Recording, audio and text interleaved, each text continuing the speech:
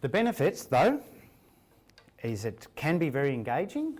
Communities can develop if people are engaged in conversations. It can be a prompt response. There was an article came out last week about levamisole in cocaine.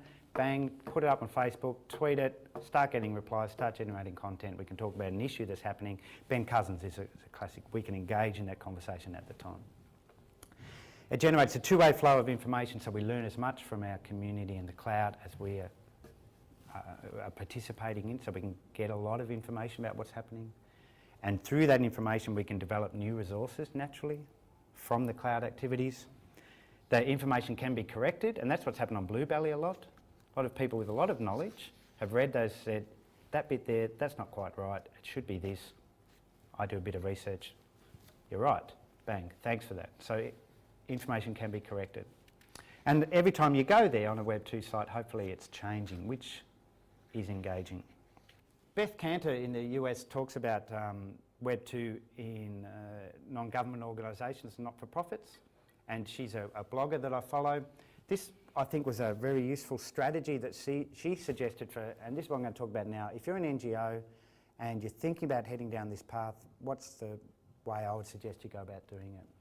And she talks about these building blocks, starting off by listening, then starting to engage, and etc. So the first thing to do is really just to listen what the cloud is talking about. And there are some tools there that she suggests for each of those strategies. Crawl, walk, run and fly. And I'll just make some suggestions of how I think we can go about doing those things. And in the conversations I've had with other organisations since the last time we were talking about this, that they've said, we want to head down this path, what can we do? The first thing I've asked is, do your staff have access? And the two main organisations that I spoke to, they don't. So, you know, if people are going to start talking in the cloud, they need to feel comfortable in the cloud. The way to do that is with people that you know. So really it's allowing what we would term the inappropriate use of Facebook to occur at work, and I would be arguing that that's actually people becoming more comfortable, more competent in a Web 2 environment, and then get them to progress that on to their current work. Yes, there was one organisation that I won't name that has just a few weeks ago blocked Facebook because two staff used it to have an argument. And so I said to them, to the person, I said, do you still access Facebook? And they said, of course. Yeah, so I don't think you can stop it. And I think we should be encouraging it in a responsible manner. There's balance. You know, we're allowed to use a phone, we're allowed to send personal emails. What's the difference? I know Twitter's blocked at some places. I certainly have heard from Heads Together that Ning is blocked at some places, but hopefully that's changing. If you're starting it up, we need some guidelines. This is not open access, and this is really difficult to write guidelines around Web 2 because it is a cloud and because it's so undefinable. You can't say this is what we're talking about. But I would be making some suggestions. If you are going to write some guidelines or policies, they need to be specific and they need to include examples. A specific can merely be just be professional, kind, discreet, authentic, represent us well. That's not a bad overall arching policy, I think. And then give some examples. Can I tweet this? Can I post this?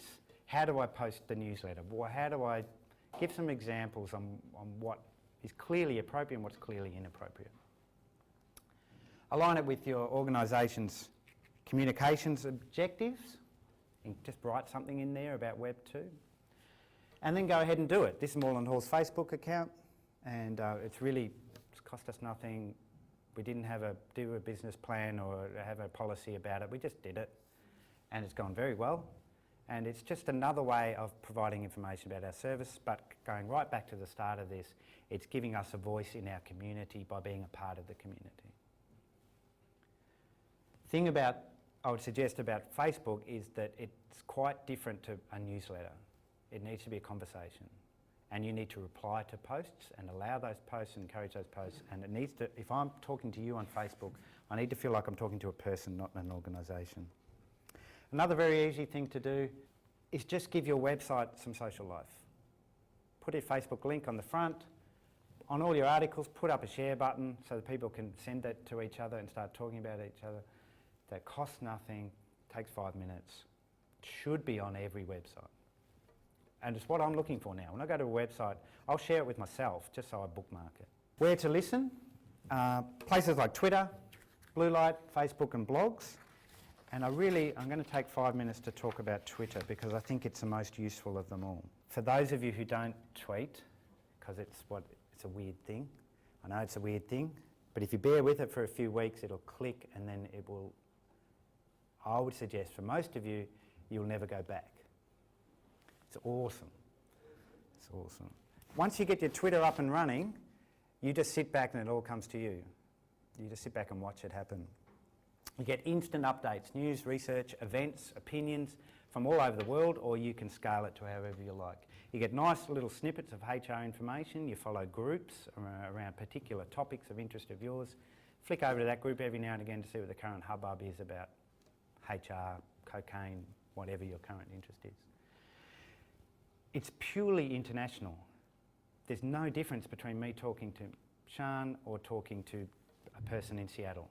And it feels like that. It feels like I'm talking to them sitting next door to me. So you get very nice networks developing with international people.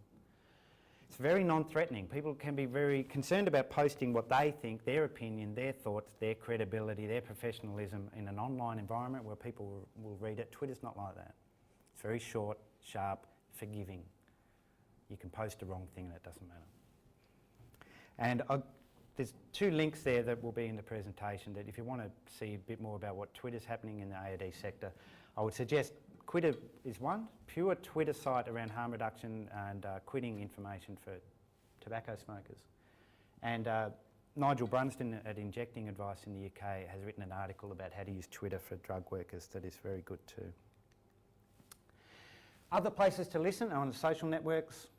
Join Facebook, join Heads Together, join Dual Diagnosis, join AIDS Space or join any other cause that you think you might be interested in and start participating in the conversation. Participate as yourself and then later on maybe as the organisation. Blogs are excellent to read and we're posting a current article on Heads Together. The resource of the month is really around blogs, and blogs are where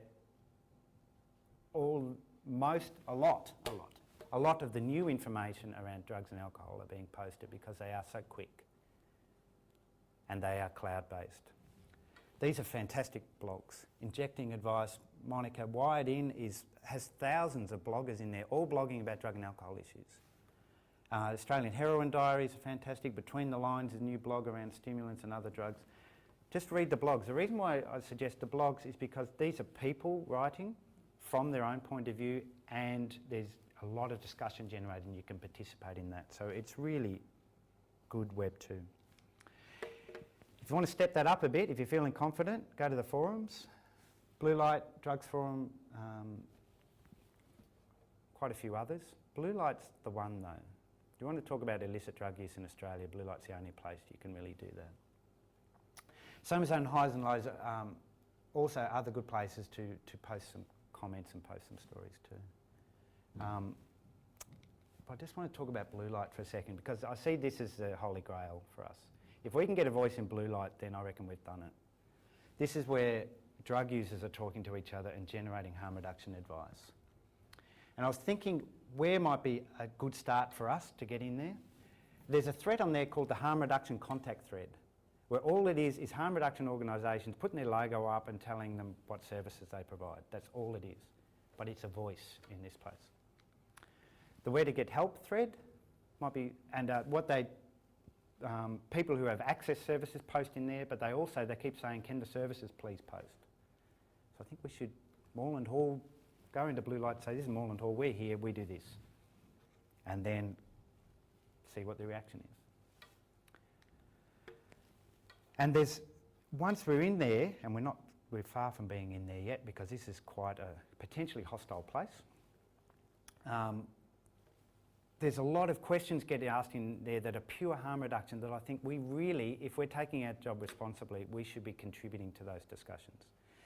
And there's one here that I've just picked out as an example of a question posted by a person on Bluelight. wondering if it's a good idea to do lines of meth. He's thinking about snorting, is it a good idea? And other people post on there, but saying it's crush it up, snort it, stay safe. Another person says, look, I'd recommend eating it. You're not going to get that much more bioavailability out of snorting. It's a lot safer to eat, etc. But wouldn't it be great if Moreland Hall said this?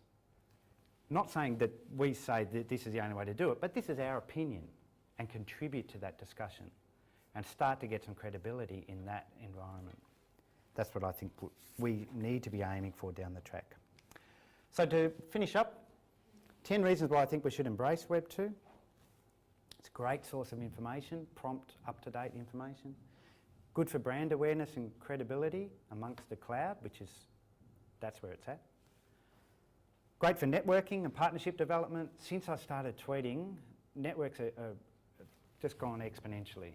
And I gave a question comes in my head when that article came out about levamisole. I just tweeted and asked, what's the hubbub?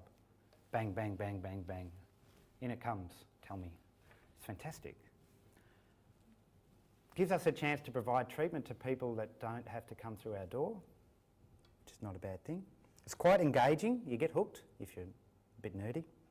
Can be fun. We provide the space for other people who don't have that space to have a voice. We provide the space for our clients and our potential clients to contribute to services if we provide a Web 2 opportunities. People talk about lost productivity, and I just wanted to counter that with what I've found is it actually extends staff working hours. And I know there's problems with that from an HR perspective, but I think it does the opposite. Those of us who do it here do heads together, tweet, etc. at night on our own, on the weekends. You can't help it. You want to continue the conversations. It's free-ish, doesn't cost anything. Everybody else is doing it and it's not going away. The only reason not to is fear. So I think this is where we're heading, and I know this is the start of the conversation. We have certainly got plans to do a lot more in this area, as I know that every other organisation does, and they should be, because this is where communication and information is already and will continue to be. Thank you.